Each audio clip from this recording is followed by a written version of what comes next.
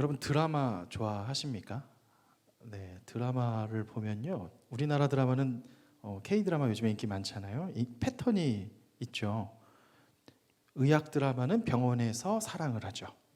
또 범죄 드라마는 범인 잡다가 사랑을 하고요.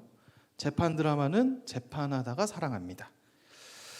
아침 드라마부터 넷플릭스까지 모든 드라마는 대부분 다 누구랑 어떻게 사랑할까 이야기가 줄을 이루고 있어요. 저도 작년에 재밌게 본 한 드라마에서 인상 깊은 대사가 있어요. 사랑에 빠진 게 죄는 아니잖아 하면서 소리쳤던 부부의 세계 드라마가 참 인상 깊었는데요. 참 뭐 막장 같은 이야기를 할지라도 결국 사랑 이야기를 또 다루고 있다는 걸 봐요. 여러분 어떠세요? 사랑이라는 이야기 들으면 막 심장이 쿵쾅쿵쾅 하지 않습니까? 저도 젊은 시절에 20대 때 사랑에 인생을 올인했던 사람 중에 한 명으로서 공감됩니다. 여자친구랑 헤어지면 정말 왜 죽는지, 왜 한강대교 가는지 공감이 확 되고 뭐 그런 시절들이 있었어요. 저 대학교 때 2년 선배가 있었어요. 실명은 말하지 않겠어요. 동아형인데, 네. 그냥 집이 뭐 그렇게 훌륭한 집은 아니었어요. 이렇게 넉넉한 집은 아니었어요. 근데 어느 날 여름에 그 형이 자기 미국 갔다 왔다는 거예요. 그래서 근데 막 다른 동기 형들이 야, 얘 미쳤다, 미국 갔다 왔다, 미쳤다 막 그런 거예요. 그래서 아니 여행 갈 수 있잖아요. 뭐 그렇게 미쳤다 정도는 아니죠. 뭐 집에 돈이 좀 넉넉치 않아도 사실 갈 수 있어요. 배낭여행을 갔다 온 줄 알았더니 미국에 딱 24시간 체류하고 왔대요.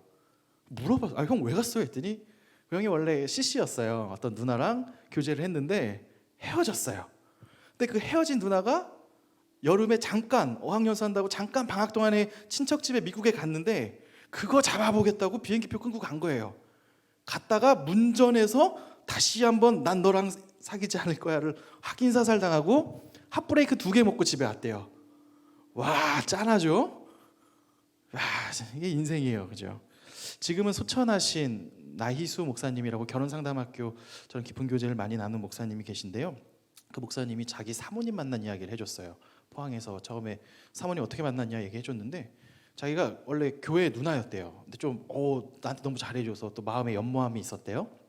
근데 군대를 갔다 와서 이제 고백해야지 생각을 한 거예요. 갔다 왔더니 이 누나가 이민을 간 거예요. 캐나다로. 어디로 갔냐 그래서 막 한참 수소문해가지고 이민지를 알게 된 거예요. 근데 알면 뭐 할 거예요? 그 다음부터 그 목사님은 알바를 시작해서 돈을 모아서 편도 비행기표만 끊고 캐나다를 일단 갔어요. 정신 나간 거죠. 갔는데 수소문 끝에 찾았어요. 문제는 남자친구가 있었어요. 캐나다에서 만난. 근데 그렇게 포기하지 않았어요. 그 목사님은 그 남자친구한테 지금 보면 약간 아픈 사람 같은 세월인데 가서 내가 이 자매를 10년 동안 사랑했다. 나한테 줘라. 내가 사귀고 싶다. 그러니까 그 남자친구 입장에서는 어안이 벙벙했겠죠. 근데 아마 별로 안 사랑했나 봐요. 그냥 네 해라 하고 양보해줬대요. 뭐 여러 에피소드가 있었겠지만 그래 네 해보시라고. 그래서 일단은 그분도 좀 이상하고요. 하여튼 이상해요. 이상한 일들이 있어요. 재밌잖아요, 그죠? 연애 이야기들은 다 재밌습니다. 네, 지금 오늘 어떤 제 후배 동생, 아끼는 동생이 왔는데 그 형제도 그렇고 저도 그렇고 막 다 사랑에 아파보고 사랑에 찌질해보고 다 그랬던 경험들이 있을 거예요. 이 시대가 사랑, 낭만 막 이런 것에 대해서 우리의 환상을 계속 부추기고 그것이 전부인 것처럼 말을 합니다. 우리 교회만 봐도 그래요. 오늘은 오지 않았는데요, 아쉽게. 제가 오늘 그 형제들을 위해서 생각했는데 여자친구가 아니면 평생 교회라는 곳에 오지 않을 형제들이 우리 교회 몇 명 와요. 거리도 막 의정부에서 오시고 강동구에서 송파에서. 그거 예수님을 사랑해서 오는 걸까요? 자매를 사랑하는 거죠. 사랑하면 뭐 속초에 있다고 안 가겠어요? 매주 가지 뭐. 속초에 여자친구 교회 가면 글로 같이 가는 거지 뭐. 그 남자친구들한테 오늘 안 왔지만 고맙다고 하세요. 그 친구가 나를 참 사랑하는구나. 오늘은 사랑이 식었는지 한번 이따 물어봐요. 자, 어쨌든 그 사랑이 아름답게 가길 바라는데요. 사랑이라는 것 자체에 우리는 되게 설레어하고 좋아하고 사랑 자체를 사랑합니다. 이 시대가 되게 로맨틱하고 사랑의 시대라고 말할 수도 있을 것 같아요. 근데 오늘 이 사랑에 대한 이야기를 조금만 더 해보려고 해요. 성경 이야기로 바로 들어가기 전에 한 철학 이야기, 너무 재미없으니까 짧게 할게요. 철학 이야기 조금만 하다가 가보려고 해요. 여러분이 아는 사랑의 종류는 뭐가 있을까요? 우리나라 표현에도 여러 가지가 있겠죠. 연모한다, 사모한다, 뭐 좋아한다, 사랑한다 등등등 뭐 수많은 표현들이 있을 거예요. 근데 고대 그리스에도 사랑한다라는 표현이 크게 한 세 가지 정도로, 근데 세 가지 언어로 쓰이는데 그 중에 한 가지는 사실 거의 안 쓰이고 두 가지가 주로 쓰였어요. 첫 번째는 에로스가 사랑이라는 표현이에요. 여러분, 에로스라고 하면 무엇이 떠오를까요? 야, 내가 널 에로스하게 사랑해 하면 어때요? 얼굴이 약간 민망해질 수 있죠. 만약에 교회에서 만나는데 내가 널 에로스하게 사랑해 하면 얘랑 이제 손절해야지 생각이 들 거예요. 이건 아닌데 하는 생각이 들 수도 있어요. 에로스 하면 먼저 떠오르는 게, 우리는 되게 배타적인 사랑을 떠오르고 남녀간에 이런 사랑을 먼저 떠오르게 할 거예요. 사실 에로스라는 개념은 뭐냐면 아름다움에 대한 사랑이에요. 플라톤은 특별히 그 여성의 몸이 아름답다, 또는 남성들의 충성, 뭐 신의, 의리 이런 게 아름답다라 그랬어요. 그래서 에로스의 사랑의 이야기는 이런 것들, 아름다운 것들을 추구하는 것이 에로스적인 사랑이에요. 그런데 그는 계속 이야기하기에 이 세상에 있는 에로스, 아름다움은 영원하지 않다.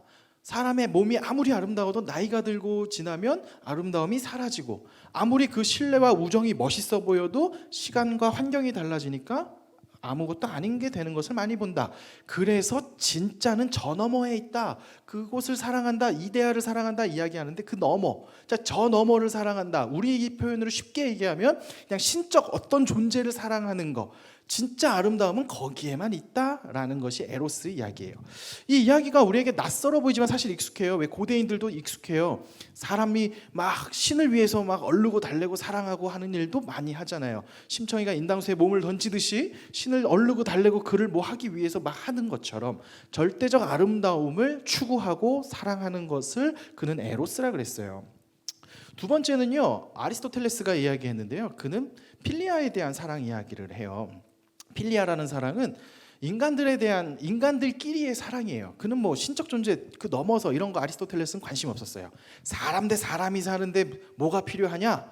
윤리가 필요하다. 사람이 사람됨에 있어서는 선 넘지 않는 일들을 해준 거예요. 무엇이 행복이냐, 무엇이 윤리냐에서 그 선 넘지 않는 이야기들에 대해서 이야기해요. 그래서 이 선 넘지 않고 우정으로 가지고 살아가는 이야기들, 흔히 이제 필리아라고 이야기를 합니다. 뭐 어쨌든 에로스는 아름다움을 추구하는, 뭐 그것이 이제 신적인 존재까지도 올라가지만 아름다움에 대한 추구였고요. 필리아는 인간관계, 일상에서 있는 윤리적 이야기로 그 사랑으로 표현할 수 있어요. 근데 이 얘기를 지금 왜 하느냐? 사실 지금 우리가 사랑에 빠져 있고 사랑 자체를 사랑하고 누구나 사랑하고 싶어하고, 나도 드라마에서 나오는 듯한 사랑을 꿈꾸고 있는 그 모든 사랑의 패턴이 다 에로스 사랑 아니면 필리아의 사랑을 이야기한다는 것이죠. 우리가 살고 있는 세상은 지금 그러해요. 여러분도 익숙할 거예요. 여자친구를 사귀고 남자친구를 사귀고 할 때 뭘 보세요? 그 뭔가의 아름다움의 매력을 느낄 거 아니에요? 어떤 등등 다양한 것들에 대해서 아름다움을 느끼고 매력을 느낄 거예요. 에로스적인 사랑을 느끼는 거죠. 필리아의 사랑은 어디서 많이 볼까요? 뭐 직장 생활할 때 인간관계 어떻게 해야 될까요? 수많은 자기계발서들이 얘기하죠.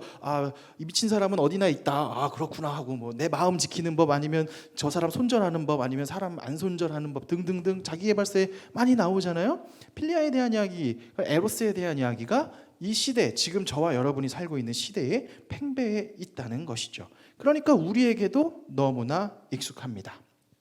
그리고 그것이 더 익숙한 거는 TV만 틀고 넷플릭스를 틀고 뭘 해도 다 에로스의 사랑 이야기를 많이 하죠. 그러다 보니까 우리는 더 아름다움을 우리 스스로 추구하고, 인스타에서도 더 아름다워 보이는 것, 더 상품화될 수 있는 것, 더 아름답다고 착각되는 것, 행복해 보이는 것에 집착하게 됩니다.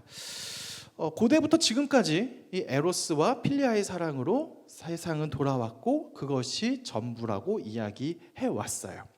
그런데 사람들이 생각해 본 적이 없는 개념이 하나 있어요. 실제로 그리스 철학에서도 거의 사용하지 않았던 죽어있는 단어인 바로 아가페라는 단어예요.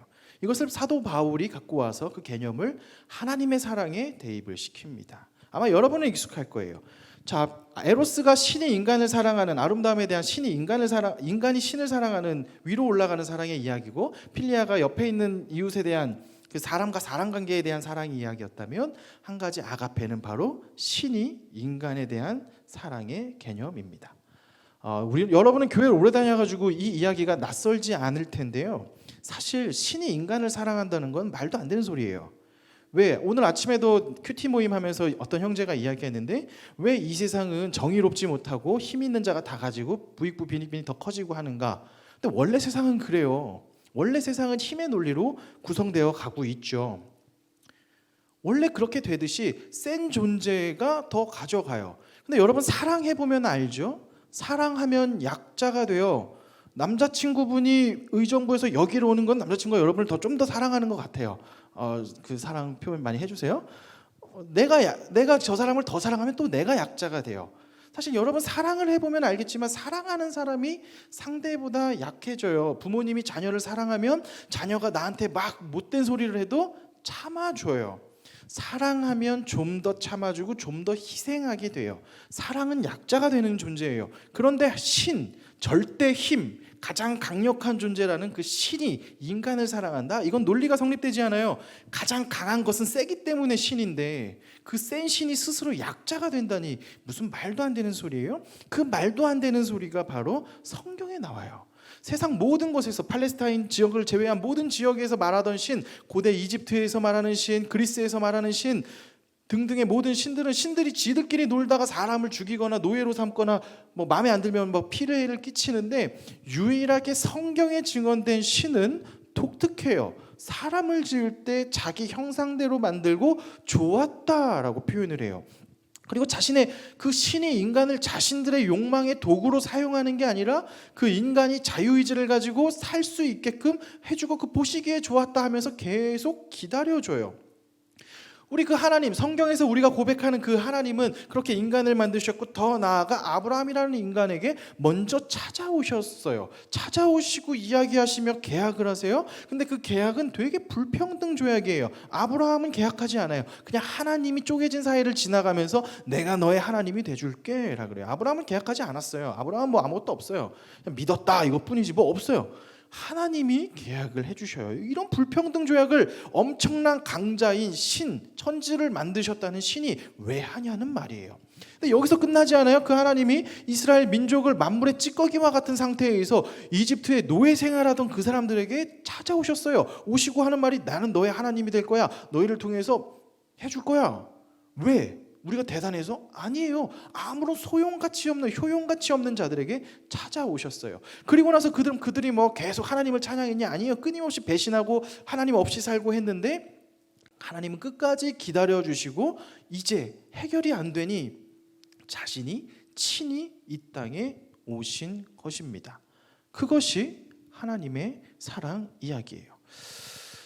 되게 놀라운 이야기예요. 가장 강력한 신이 이 땅에 인간이 돼서 내려오셔서 대신 죽으셨다라는 사실을 성경은 이야기하고 있어요. 성경은 로마서 3장에서 보면 이런 표현을 하고 있어요. 모든 사람이 죄를 범하였음에 하나님의 영광에 이르지 못하더니. 로마서 5장 12절 말씀 이런 말이 있습니다. 그러므로 한 사람으로 말미암아 죄가 세상에 들어오고 죄로 말미암아 사망이 들어왔나니 이와 같이 모든 사람이 죄를 지었으므로 사망이 모든 사람에게 이르렀느니라. 성경은 말하고 있어요. 하나님과 인간의 관계가 사실 어그러진 거예요. 그 깨어진 관계를 회복하기가 너무 힘든 거예요. 마치 이것 같아요. 여러분이 여러분의 회사 보스 사장님한테 가서 막 쌍욕을 했어요. 막 욕을 했어요. 근데 갑자기 그냥 여러분이 이제 회사 계속 다니는데 그 사장님 딱 보고 미안합니다 하면 뭐 없던 일이 되나요? 여러분이 이미 권고사직을 당했고 퇴직금도 못 받을지도 모르고 하여튼 그러겠죠.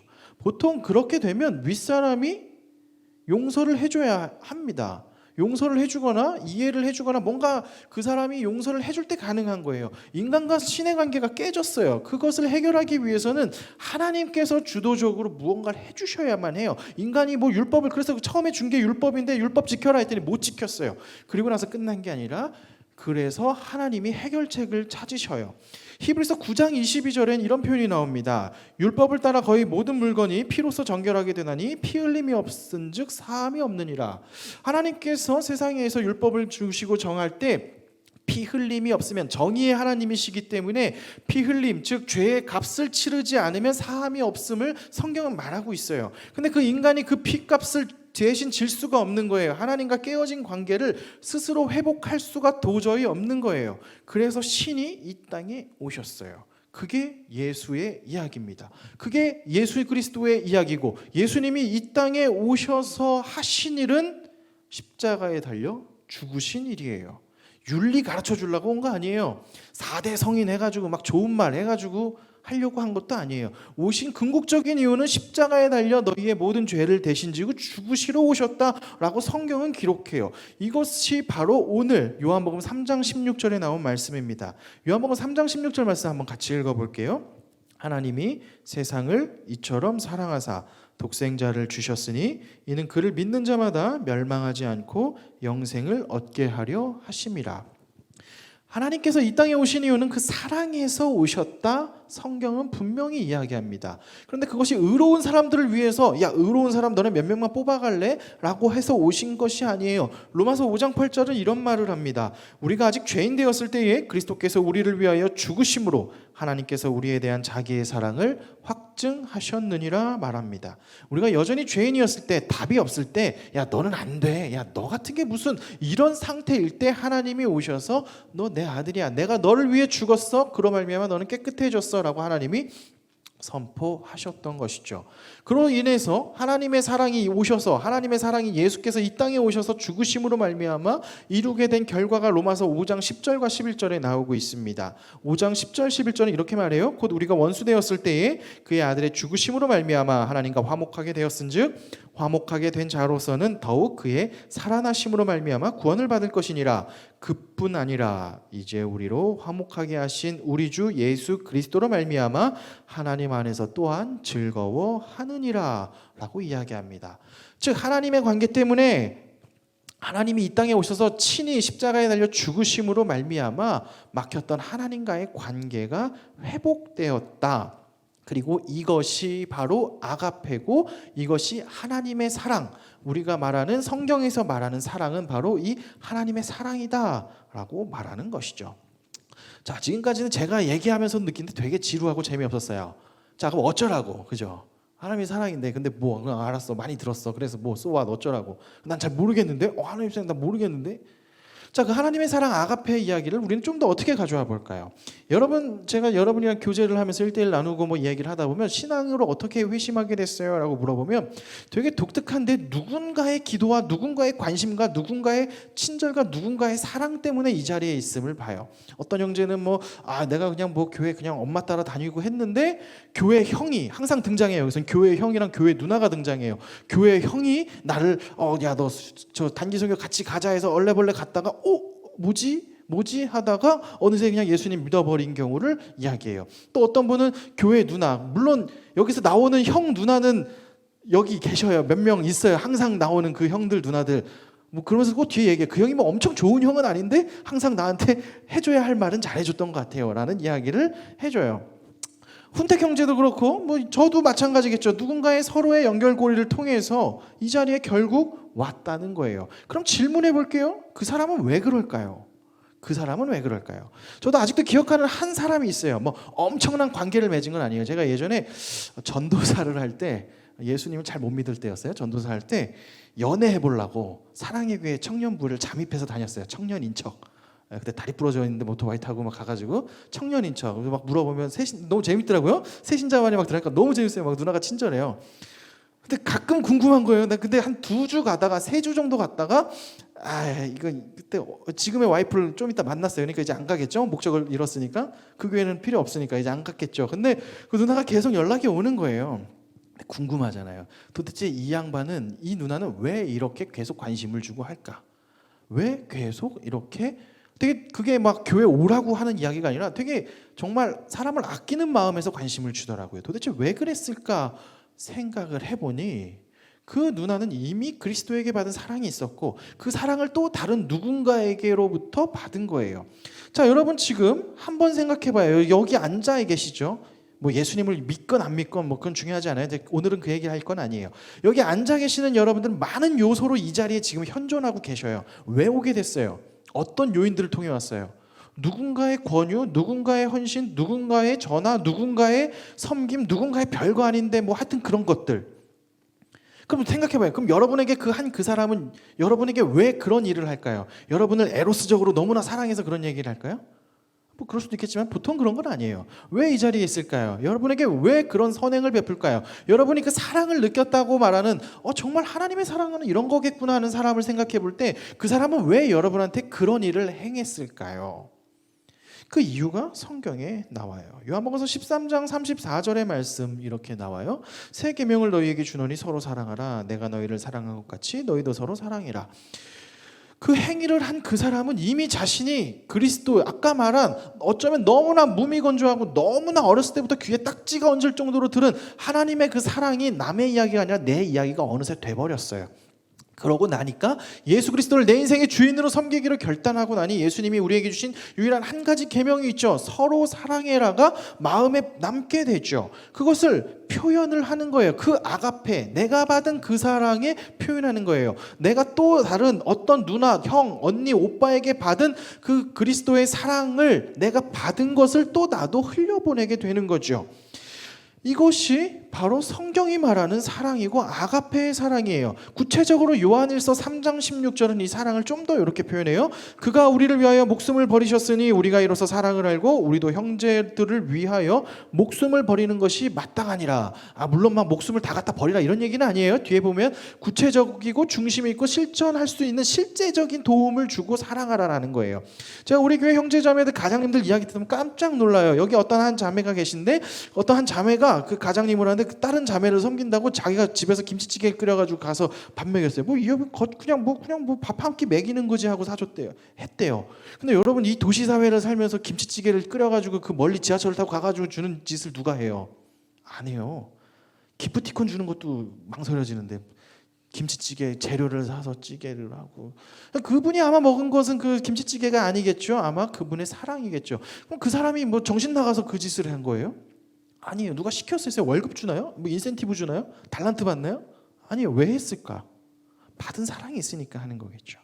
그 받은 사랑이 있으니까 주님이 사랑하라고 한 말씀이 마음에 생긴 거고, 그 요한일서에서 우리도 그리스도께 받은 그 사랑 때문에 형제 사랑하는 것이 마땅하다고 하니까 자동적으로 그렇게 반응이 점점 나오게 되는 것이에요. 이게 아가페의 사랑이고, 교회에서 말하는 사랑 이야기는 바로 이 아가페 사랑이에요. 혹자는 교회의 사랑이 에로스의 사랑이라고 생각해요. 저도 예수님 믿기 전에는 교회는 에로스의 사랑이 전부처럼 생각했어요. 그래서 찬양단에 누가 서면 저 자매 막 스스로 하고, 제가 결혼을 되게 빨리 했어요. 사고 쳐서 결혼한 줄 알았어요. 주변의 사람들이 사고 친 거 아니에요? 그 결혼 빨리 한 이유가, 빨리 결혼 안 하면 평생 교회 다니면서 막 저 자매 이러고 인생 낭비할까 봐, 그게 인생이 너무 허망할 것 같아서 빨리 했는데요. 교회는 그런 에로스의 사랑으로, 세상의 논리로 이어지는 것이 아니에요. 세상의 에로스의 사랑은 아름다움에 대한 사랑인데, 그 아름다움은 끊임없이 나보다 더 아름다운 사람이 있어요. 여러분도 연애해 보시면 알겠지만 지금은 이 사람을 되게 사랑할 거예요. 왜? 어떤 점이 매력 있고 아름답잖아요. 근데 그 아름다움이 1년 뒤에도 아름다울까요? 5년 뒤에도 아름다울까요? 네, 아닌 거 알잖아요. 그죠? 예, 알죠? 뭐 모태솔로 계신 분들은 죄송해요. 연애라는 것을 해보면 그것을 알게 돼요. 저 목사님이 한 얘기가 저 소리구나. 막 드라마에서 본 것이 다 뻥이구나. 와. 에로스의 사랑은 상처가 남고요, 한계가 있고 오히려 나를 자학해요. 더 아름다움을 추구해보고 싶어요. 그 사람의 기준, 또는 내가 상상 속의 어떤 그 아름다움의 기준. 근데 그건 고대 철학에서부터 말해요. 불가능하다고. 근데 왜 여러분은 에로스 사랑에서 빠져서 허덕이고 살고 있냐는 거예요. 하나님께서는 그 에로스의 사랑을 우리에게 말하지 않으시고, 하나님께서 우리를 사랑하신 아가페의 사랑을 이야기했고, 그 사랑이 충만하면 사랑이 흘러넘치게 될 것이다 라고 이야기하세요. 저는 여러분에게 그 아가페 사랑을 이야기해 주고 싶어요. 아가페의 사랑, 하나님이 우리를 사랑하신 그 사랑. 그러기 위해선 이 사랑이 흘러넘치고 가기 위해서 가장 중요한 것 한 가지는 먼저 하나님께 사랑을 받아야 합니다. 어떻게 받느냐? 예수님 믿으세요. 예수님 믿으세요. 지난주에 니고데모 이야기하면서 계속 이어서 얘기했죠. 니고데모, 여러분이 아무리 뛰어나고 뭘 하고 교회 오래 다니고 아버지가 빼기 좋고 뭐 등등 돈 많고 상관없어요. 교회 30년 50년 다니고 심지어 장로님이 돼도 목사가 돼도 상관없어요. 나 스스로 인생에 나는 죽을 수밖에 없는 죄인이구나 하고 인정하지 않고, 그 죄를 나는 답이 없는데 하나님이 그 아들 예수를 통해서 구원해 주셨다라는 것을 내 입술로 고백하고 마음으로 믿어서 정말 항복 선언하지 않으면 여러분은 평생 하나님 사랑 몰라요. 그리고 하나님 사랑하는 것처럼 코스프레 하다가 상처받아요. 여러분 리더 해보신 분들 알겠죠? 가장님 하시다 분들 알아요. 현타 와요. 내가 얘한테 왜 여러분 교회에서 카톡 보내면 다 씹어요. 왜 그 뭐 룰이에요? 국룰이야? 뭐 교회에서 보내면 다 씹어. 교회 가장님은 뭐 무시해도 되는 존재예요? 아니에요. 아까 말했잖아요. 사랑하면 약자가 된다고. 그 보내는 사람도 현타 오겠죠. 야 이거 내가 지금 이거 내가 왜 이래야 되지? 회사에서는 내가 직급이 어디고 근데 내가 왜 얘한테 굽신굽신 뭐가 달라져 있어요. 그거 흉내 내려고 되겠어요? 불가능해요. 그러기 위해서 이 아가페의 사랑이 우리 삶에 충만해지기 위해서 기억해야 할 한 가지는 예수 그리스도를 믿으셔야 합니다. 그럼 궁극적으로 왜 그렇게 하느냐? 왜 그렇게 하느냐? 요한복음 13장 35절에 사랑에 대한 이야기의 결론 이야기가 나와요. 너희가 서로 사랑하면 이로써 모든 사람이 너희가 내 제자인 줄 알리라. 예수님께서 누가복음과 마가복음과 마태복음에 하나님께서 우리에게 또 사도행전에 우리를 승천하시면서 주신 명령 한 가지가 있어요. 너희는 이 모든 일의 증인이라. 가서 제자 삼으라 증인이라 하면서 예수 그리스도 그 아들의 이야기, 너희를 어두운 데서 불러내신 하나님의 아름다운 덕을 선포하게 하려 하심이라 라고 베드로 전서에서도 말하듯이 끊임없이 하나님께서는 증인의 이야기를 해요. 증인은 누가 증언합니까? 바로 제자들이 증언하는 거예요. 예수님의 그 사랑을 맛본 사람이 살아내고 실천하고 살아내주는 곳. 그래서 그 사랑을 먹은 사람이 저 사람은 왜 저러지 하다가 그 사람이 만난 하나님을 만나고 그 만난 하나님 때문에 나는 원래 사랑이 없어 하는 사람이 사랑을 하는 곳. 그것이 교회예요. 여러분 교회는 그냥 왔다 숨쉬다 가는 곳이 아니에요. 힘들어서 우쭈쭈쭈쭈 해주고 뭐 그것도 있어요. 근데 그게 전부 다 아니에요. 교회는 그 사랑 훈련해 보는 거예요. 여러분 교회에 계신 분들 다 아세요? 옆에 계신 분들 아세요? 관심 있으세요? 사실 모르잖아요. 관심 없잖아요. 저 친구는 무슨 고민이 있는지, 저 친구는 어떤 고민이 있는지 사실 관심 없어요. 우리는 생각보다 남에게 관심 없어요. 근데 그리스도의 사랑이 내 안에 충만해지면 저 사람한테 관심이 가요. 저분은 왜 저러고 있을까? 저분은 왜 지금 팔짱을 끼고 있을까? 왜 저분은 잠자고 있을까? 저는 오늘 아침에 그 친구가 있어가지고 말하기 민망한데요. 오늘 되게 놀랍고 참 감사한 경험을 했어요. 제가 한 4년 정도 품었던 한 형제가 있어요. 동아리 동생이에요. 우리 제 다니는 학교는 예수님 더럽게 못 믿게 해요. 진짜 아주 좋은 학교죠. 신학교인데 예수님을 참 못 믿게 해요. 근데 우리 친구가 저는 예수님을 믿었으면 하는 진심 어린 기도가 있어요. 뭐 늘 너무 들이대진 않는데, 근데 오늘 그냥 사실 우리 교회 제가 미안한 얘기인데. 그렇게 막 추천 잘 못할 수 있잖아요. 아직은 조금. 한번 그냥 한번 와봐라 했는데 오늘 왔어요. 지금 와 앉았어요. 전 세원이가 여기 앉아 있는 게 진짜 너무 그냥 고맙고 감사하고. 아마 저 친구도 여러 가지 끈으로 왔겠죠. 또 다른 친구 오늘 근데 저만 그런 줄 알았더니 한 자매도 자기 친구가 올 거래. 뭐 어떤 관계인지 얘기 잘 물어보지도 않았어요. 근데 하여튼 뭐 나한테 문신이 있는데 괜찮냐? 그럼 준용이 팔뚝을 보여줘라. 팔뚝에 준호 형제 난 타투 엄청 많아. 괜찮아. 그런 얘기를 했어요. 그럼 우리 교회 제가 말했잖아요. 우리 교회 늘 남자친구 오늘 한 번도 안 왔네. 그 형제들이 교회 오게 되는 거 참 감사한 것 같아요. 누군가의 사랑, 누군가의 배려, 누군가의 희생, 그것이 바로 제자의 삶 이야기입니다. 말씀을 좀 맺어볼게요. 우리는 이 시대 사랑을 사랑해요. 근데 그 사랑은 에로스의 사랑에서 푹 빠져 살고 있어요. 그 에로스의 사랑에서 허덕이면서 살지 마세요. 에로스의 사랑만 쫓다 보면 어쨌든 공허해집니다. 더 나은 자극, 더 센 자극, 더 아름다운 것을 추구하다 보면 어느새 여러분의 삶은 그러다 끝날 때 됐을 거예요. 하나님이 주시는 사랑, 끝없이 목마름을 추구하는 에로스의 사랑에 푹 빠져 살지 마시고 하나님이 주시는 사랑, 다시는 내가 주는 물을 마시는 자는 다시 목마르지 아니한다고 선포하신 하나님이 주시는 그 예수 그리스도의 사랑을 알아가시고 체험하시고 살아내는 이 교회, 영신교회, 그리고 구체적으로 이 새벽 이슬 청년회에서 그 사랑을 실천해보고 맛볼 수 있는 교회 되길 주님의 이름으로 축원합니다. 기도하겠습니다.